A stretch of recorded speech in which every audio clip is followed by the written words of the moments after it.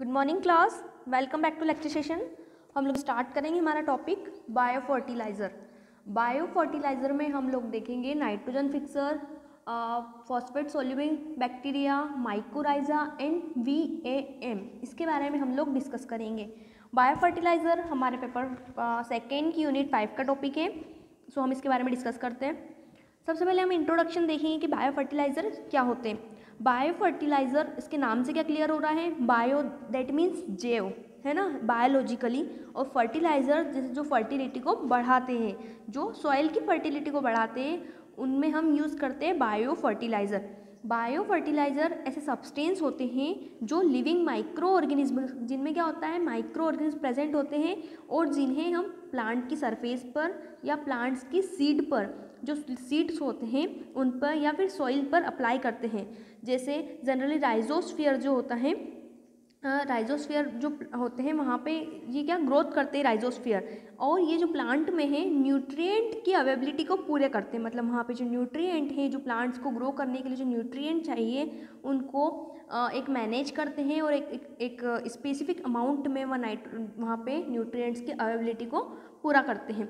कौन, यहाँ पे हमारे बायो फर्टिलाइज़र, जो न्यूट्रिएंट को बढ़ाते हैं और जो ग्रोथ प्रमोटिंग सब्सटेंस होते हैं, जो ग्रोथ को बढ़ाने के लिए ग्रोथ फैक्टर्स होते हैं, उनको प्रमोट करते हैं आगे डेवलप होने के लिए, या फिर उनको वहाँ पे सब्सटेंस को प्लांट की ग्रोथ को अच्छे से करने के लिए। तो यहाँ पे हम देखेंगे नाइट्रोजन फिक्सेशन, सोल्यूबल फास्फोरस, कि फास्फोरस किस प्रकार प्लांट्स के लिए प्लांट यूज़ कर पाए और नाइट्रोजन को किस प्रकार ले पाए, जिससे प्लांट्स अच्छे से ग्रो कर सके और अच्छे से आगे अपनी प्रोसेस को कर सकें।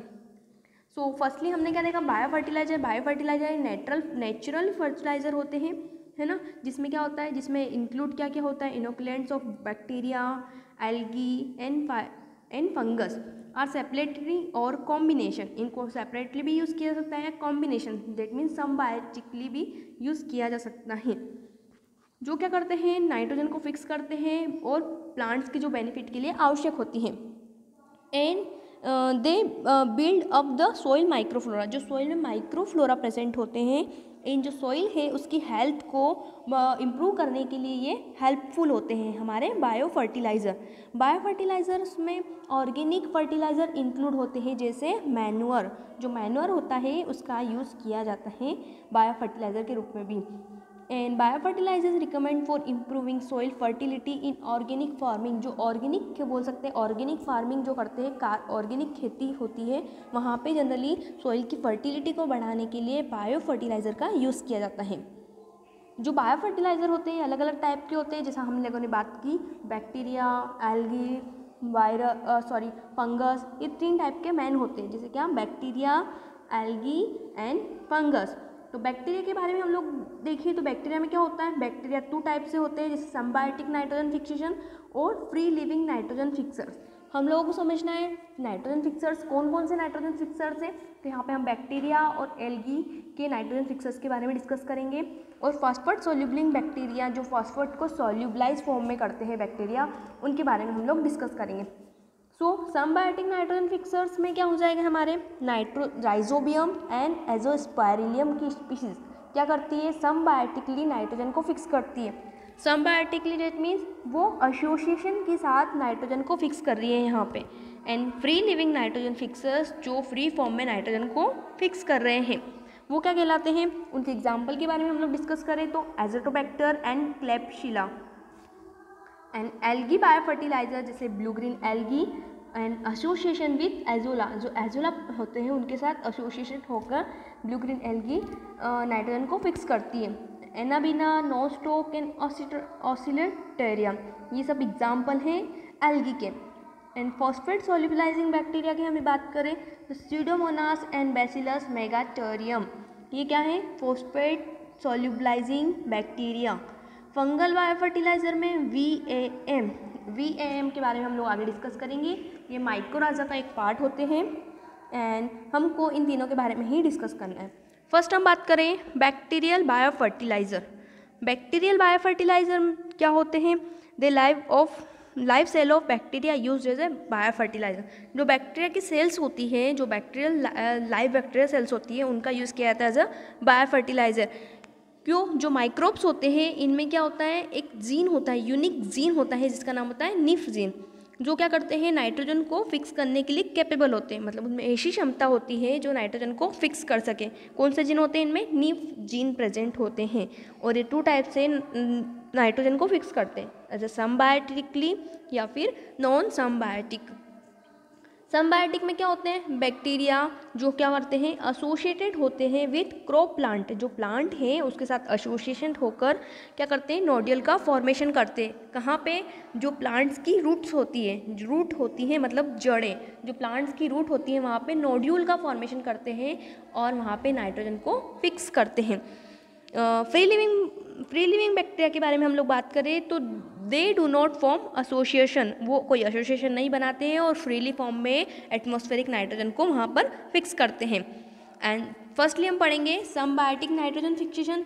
समबायोटिक नाइट्रोजन फिक्सेशन ऐसा एसोसिएशन जिसमें प्लांट्स किसकी रूट में, प्लांट्स की रूट में जो बैक्टीरिया है वो वहाँ पर अटैच होकर क्या करेंगे, समबायोटिकली एसोसिएशन बनाकर, मतलब दोनों को यहाँ पे फ़ायदा हो रहा है, बेनिफिट हो रहा है, और वहाँ पे रूट नोड्यूल का फॉर्मेशन करेंगे और नाइट्रोजन को फिक्स करेंगे। मोस्ट इंपॉर्टेंट नाइट्रोजन फिक्सेशन के बारे में हम बात करें तो 2 एग्जाम्पल हमने डिस्कस किए, राइजोबियम एंड एजोस्पाइरिलियम। राइजोबियम जो प्लांट्स, लेग्यूम प्लांट्स होते हैं, जनरली जो फलीदार पौधे होते हैं उनकी रूट्स में नाइट्रोजन को फिक्स करते हैं। कौन? राइजोबियम। एंड प्लांट रूट में क्या करते हैं, जो रूट में इसेंशियल जो उसको आवश्यक होते हैं मिनरल्स उनको प्रोवाइड करते हैं, और क्या करते हैं वहाँ पे सिंथेसाइज करते हैं सब्सटेंस का। एंड राइजोबियम फर्स्ट किसने इस्टेब्लिश किया था? फ्रैंक इन 1889 में एक फ्रेंच साइंटिस्ट थे, उन्होंने ये वर्ड दिया था राइजोबियम। एंड ये जो होते हैं राइजोबियम हैज़ 7 डिस्टिंक्ट स्पीशीज़, इसकी बहुत सारी स्पीशीज़ है, इसमें 7 इंपॉर्टेंट डिफरेंट स्पीशीज़ है जो क्या करती है, नाइट्रोजन को फिक्स करती है। And more than 20 cross inoculation groups have been establish, के 20 से ज़्यादा ग्रुप इनोकुलेशन ग्रुप प्रेजेंट है किसके? राइजोबियम के। एंड राइजोबियम जो है एक स्लो ग्रोइंग राइजोबिया होता है जिसको क्या बोलते हैं, ब्रेडी राइजोबियम, एंड एक फास्ट ग्रोइंग राइजोबिया होता है जिसका नाम क्या है, राइजोबियम, जिसको जनरली राइजोबियम कहा जाता है। एंड एक राइजोबियम के बारे में हम लोग डिस्कस करें तो राइजोबियम 50 to 300 किलोग्राम पर हेक्टेयर नाइट्रोजन फिक्स करता है। कितनी? 50 to 300 किलोग्राम पर हेक्टेयर नाइट्रोजन को फिक्स करता है। जैसे ये राइजोबियम के आपको दिखाई दे रहा होगा, एज अ मैन्योर के रूप में भी इसका यूज़ किया जाता है। मैन्योर के रूप में आपको लेफ्ट हैंड साइड में दिखाई दे रहा है, जैसे मैन्योर के रूप में यूज़ कर सकते हैं। और ये राइजोबियम बैक्टीरिया इनसाइड नोड्यूल्स, जो नोड्यूल का फॉर्मेशन है किस प्रकार करते हैं रूट्स में, या आपको राइट हैंड साइड डायग्राम में दिखाई दे रहा है। लेफ्ट हैंड में हमें क्या दिखाई दे रहा है, मैन्योर के रूप में राइजोबियम को कैसे यूज़ करते हैं, और राइट हैंड साइड में जो नोड्यूल्स का फॉर्मेशन किस प्रकार करते हैं राइजोबियम, ये शो हो रहा है। नेक्स्ट हम बात करेंगे एजोस्पाइरिलियम। एजोस्पाइरिलियम जनरली सैरल्स प्लांट्स जो होते हैं उनमें क्या करता है, नाइट्रोजन को फिक्स करता है।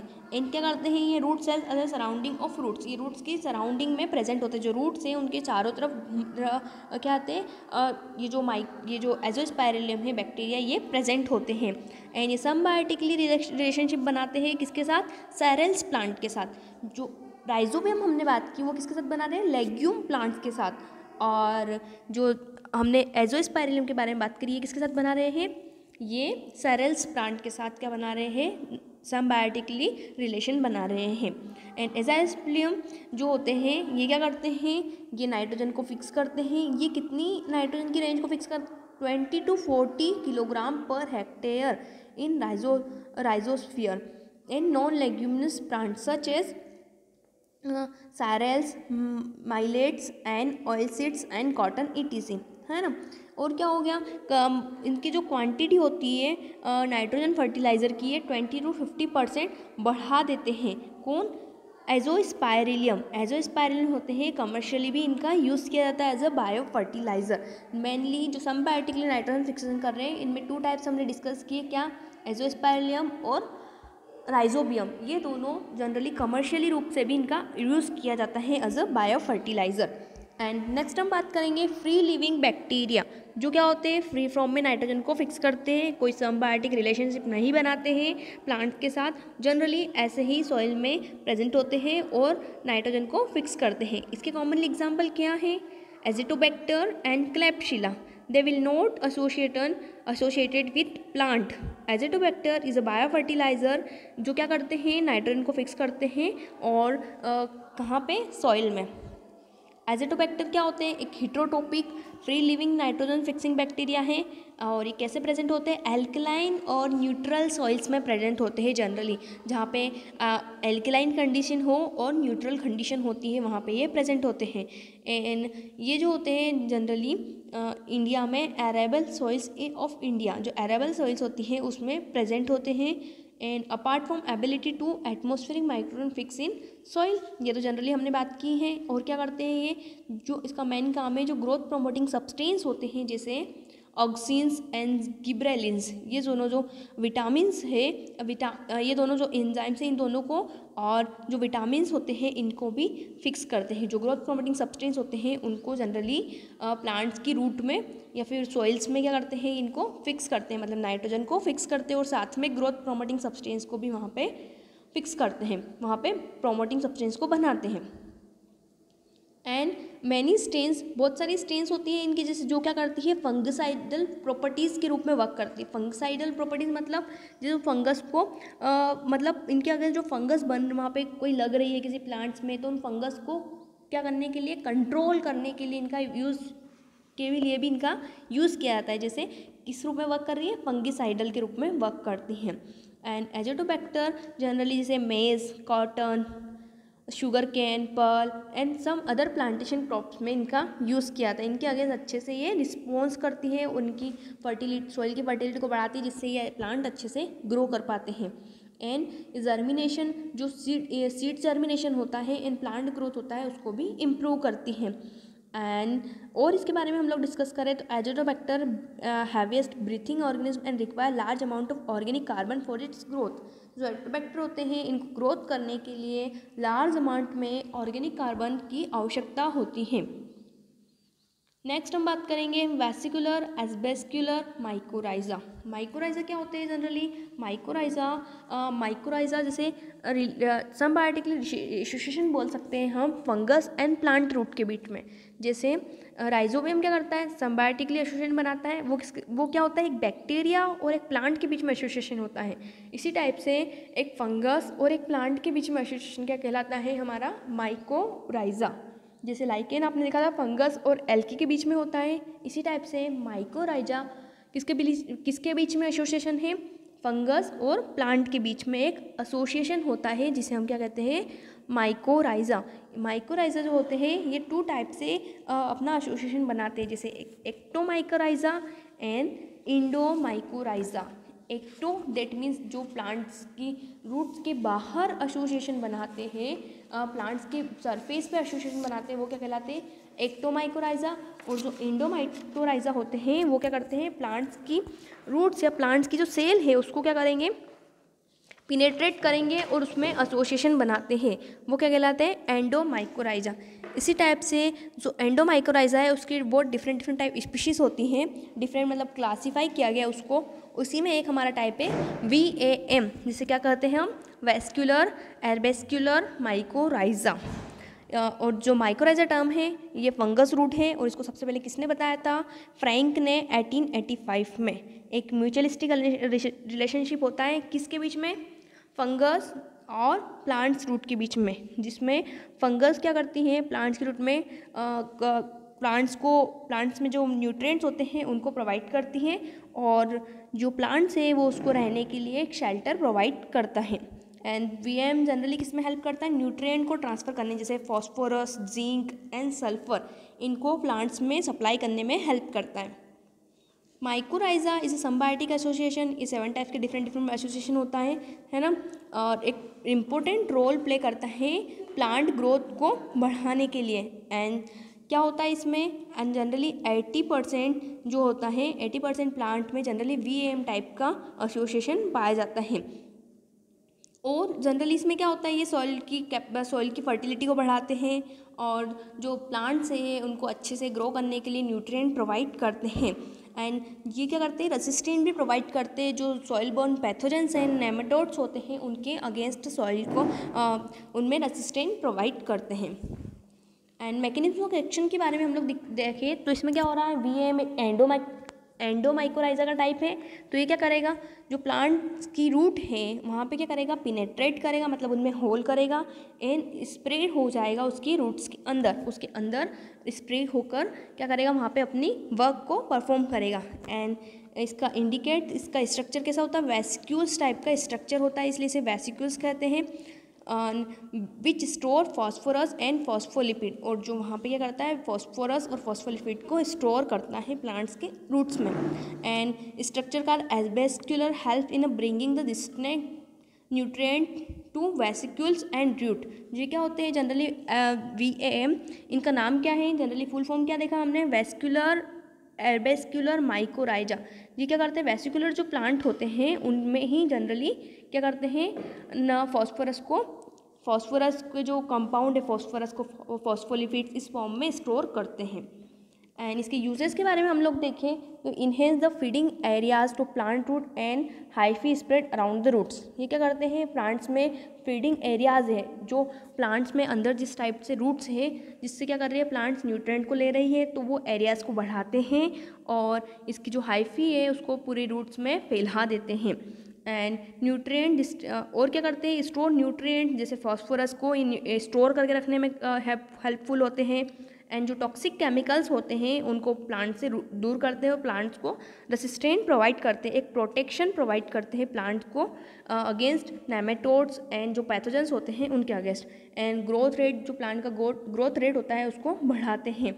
और जो सेंसिटिव प्लांट होते हैं उनकी सेंसिटिविटी को रिड्यूस करते हैं, जैसे high levels of salt and heavy metals, जो क्रॉप होते हैं जो सेंसिटिविटी होती है जिनमें, उनको रिड्यूस करने का काम करते हैं। नेक्स्ट हम देखेंगे algae bio fertiliser.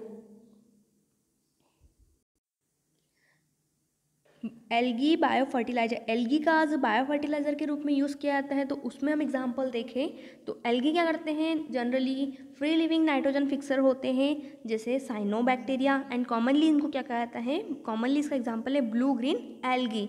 And more then 100 species of blue green algae can fix nitrogen.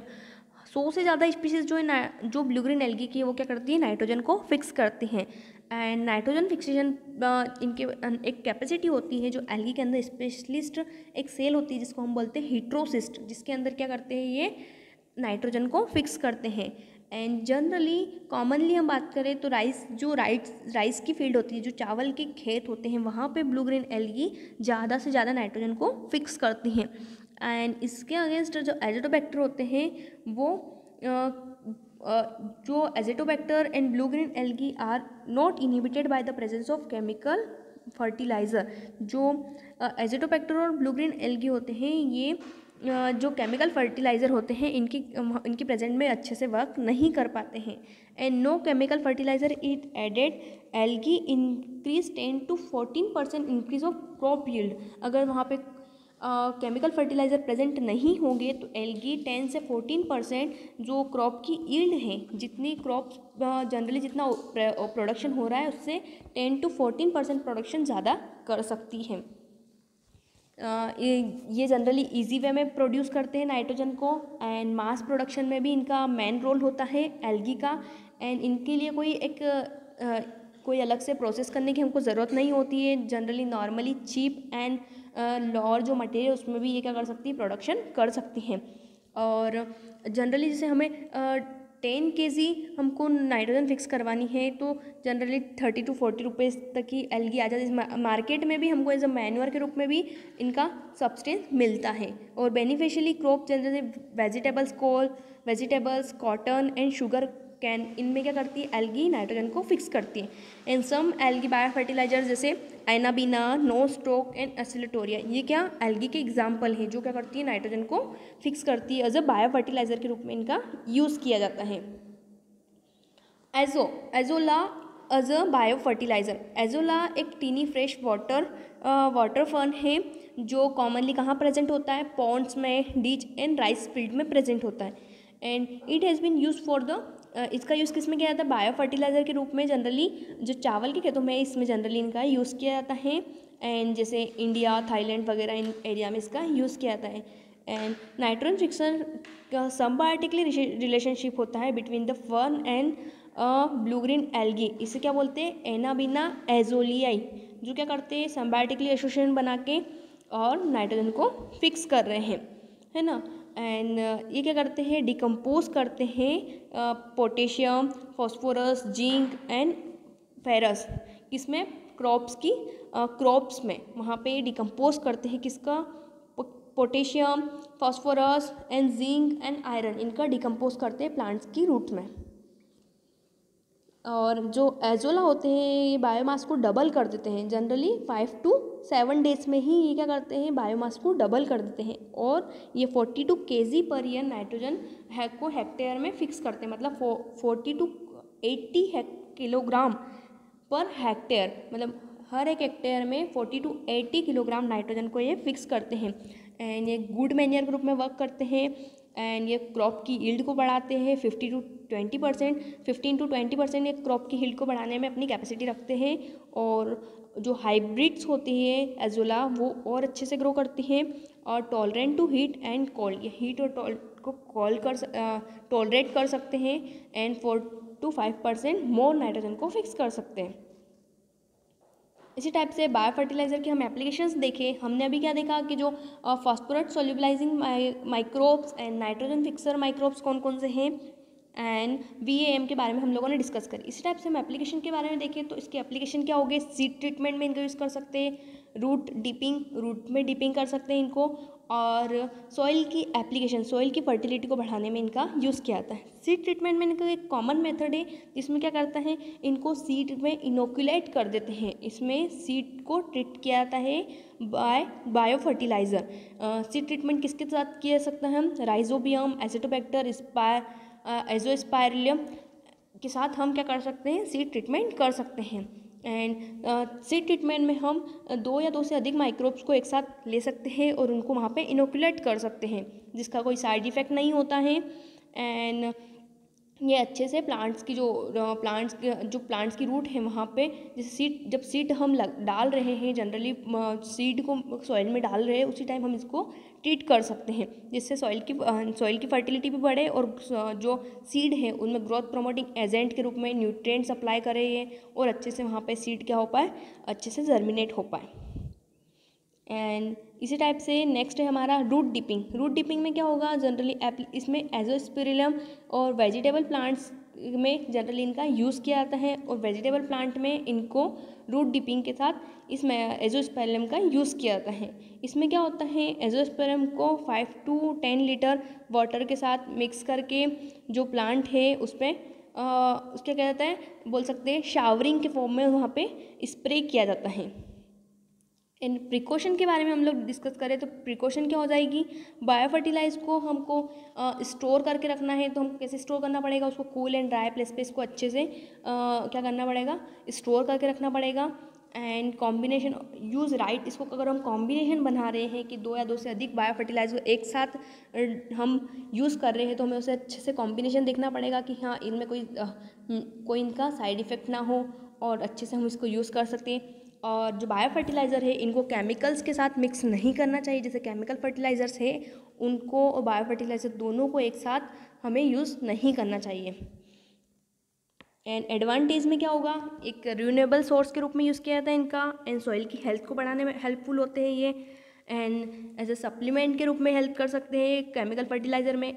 एक रिप्लेसमेंट नहीं बोल सकते हम, 20 to 30% रिप्लेस कर सकते हैं, बट पूरी तरह से हम केमिकल फर्टिलाइज़र को हटाकर जनरली बायो फर्टिलाइज़र का यूज़ करें तो ये नहीं हो सकता, क्योंकि इसमें इतना प्रोडक्शन नहीं होता है जितना कि हम केमिकल फर्टिलाइज़र के थ्रू कर सकते हैं। बट जनरली जब इनको केमिकल फर्टिलाइज़र में सप्लीमेंट के रूप में थोड़ा हम यूज़ कर सकते हैं, मतलब इनको मिक्स करके ना डालें, अलग अलग केमिकल और बायो फर्टिलाइज़र दोनों को यूज़ कर सकते हैं।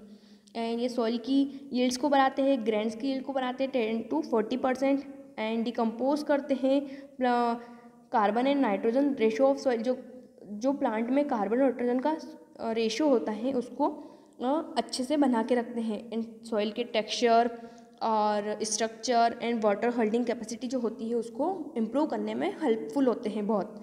एंड नेक्स्ट हम देखें तो ये प्लांट की ग्रोथ को इंक्रीज़ करने में बहुत हेल्पफुल होते हैं। इसमें जो ग्रोथ सिक्रेटिंग हार्मोन्स होते हैं या फिर विटामिन या फिर एंजाइम के बारे में हम लोग बात करें तो ये उनको बढ़ाने में बहुत अच्छा रोल प्ले करते हैं। एंड फंगिस्टिक एंड एंटीबायोटिक के रूप में भी ये सिक्रेशन करते हैं, जिससे जो भी पैथोजेनिक ऑर्गेनिज्म होते हैं या फिर कोई भी जो प्लांट्स को नुकसान पहुंचाते हैं उनको प्लांट से दूर रखने में हेल्पफुल होते हैं। ये फंगिस्टिक और एंटीबायोटिक के रूप में भी वर्क करते हैं। एंड एक इको फ्रेंडली होते हैं, नॉन पॉल्यूटिंग होते हैं एंड कॉस्ट इफेक्टिव मेथड होती हैं। इसमें कोई ज़्यादा खर्चीली मेथड नहीं हो सकती है, कोई पॉल्यूशन नहीं करते हैं और इन्वायरमेंटली फ्रेंडली होते हैं ये। एंड डिसएडवांटेज में हम लोग देखें तो इसमें क्या होता है, लॉन्ग टर्म की रिक्वायरमेंट होती है, इनको स्टोरेज करना है हमको तो, और इनके लिए हमको बहुत केयरफुली इनका वर्क करना पड़ता है। और इनको एक्सपायरी डेट के पहले हमको यूज़ करना ज़रूरी होता है।